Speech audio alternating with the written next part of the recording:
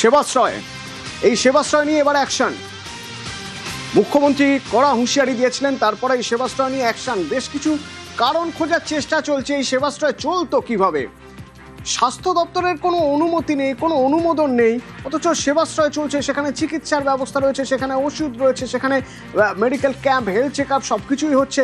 কিভাবে, সেই সব প্রশ্নের উত্তর খোঁজার চেষ্টা চলছে এবং কড়া পদক্ষেপ সেবাশ্রয় নিয়ে এবার কি ভাবনা চিন্তা, কিভাবে এগোনো হচ্ছে, সরকার কি করতে চাইছে সেবাশ্রয়ের প্রসঙ্গে, বা সেবাশ্রয়ের তদন্ত কিভাবে করতে চাইছে জানবো। সোমরাজ আছে আমার সঙ্গে। সোমরাজ, দেখো, পুলিশি তদন্তের রিপোর্ট রাজ্য স্বাস্থ্য দপ্তর চেয়েছে ইতিমধ্যেই সেবাশ্রয় নিয়ে। দক্ষিণ 24 পরগনা জেলায় সেবাশ্রয় যে কর্মসূচি পরিচালনা হয়েছে, সূত্রের খবর সেখানে স্বাস্থ্য দপ্তরের অনুমোদন ছিল না। স্বাস্থ্য দপ্তরের অনুমোদনের বাইরে কিভাবে সেবাশ্রয় কর্মসূচি চলেছিল, বা বিশেষ করে সেবাশ্রয় কর্মসূচির সঙ্গে কোনো সরকারি চিকিৎসক যুক্ত ছিল কিনা, সরকারি পরিকাঠামো ব্যবহার করা হয়েছিল কিনা, এগুলি স্বাস্থ্য দপ্তর খতিয়ে দেখছে। ইতিমধ্যেই স্ক্যানারে রয়েছেন কয়েকজন সরকারি আধিকারিক, মূলত দক্ষিণ 24 পরগনা জেলায় সেবাশ্রয় কর্মসূচি নিয়ে, তেমনটাই সূত্র মারফত জানা যাচ্ছে। পুলিশি তদন্তের রিপোর্ট স্বাস্থ্য দপ্তর হাতে পেলে তবেই তার পরবর্তী পদক্ষেপ শুরু করবে। কিন্তু প্রাথমিকভাবে স্বাস্থ্য দপ্তরের তরফে রাজ্যের, অর্থাৎ দক্ষিণ 24 পরগনা জেলায় রাজ্যের যে স্বাস্থ্য পরিকাঠামো, সেই পরিকাঠামো ব্যবহার করা হয়েছিল কিনা, এবং পরিকাঠামো ব্যবহার করা হলে সেক্ষেত্রে কোন কোন সরকারি আধিকারিক পরিকাঠামো ব্যবহারের ক্ষেত্রে মঞ্জুর করেছিলেন, সমস্ত দিক খতিয়ে দেখছে রাজ্য স্বাস্থ্য দপ্তর। কিন্তু একটা বিষয় স্পষ্ট, যে ইতিমধ্যেই সেবাশ্রয় কর্মসূচি নিয়ে অ্যাকশন শুরু করেছে রাজ্য সরকার। এবং এ নিয়ে স্বাস্থ্যমন্ত্রী কি বলছেন একবার শোনাই।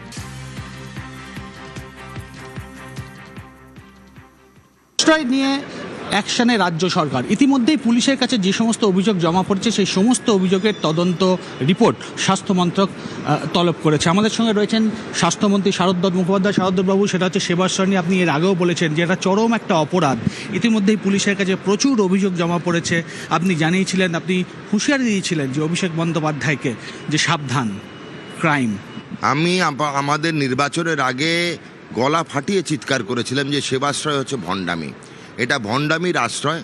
অভিষেক বন্দ্যোপাধ্যায় রাজনৈতিক নেতা নন, উনি অভিনেতা। সুতরাং এই সেবাশ্রয়ে চিকিৎসা পরিষেবা দেওয়ার নামে উনি নাটক করেছেন। খালি একটিও চিকিৎসক ছিলেন না, আয়ুষেরও পাশ করা চিকিৎসক ছিলেন না। যারা ছিলেন আয়ুষের কিছু পড়ুয়া আর group D assistant, general duty assistant, তারা ছিল গলায় স্টেথো লাগিয়ে। পুরোটাই ভণ্ডামি, পুরোটাই নাটক। এটা ক্রিমিনাল নেগলিজেন্স।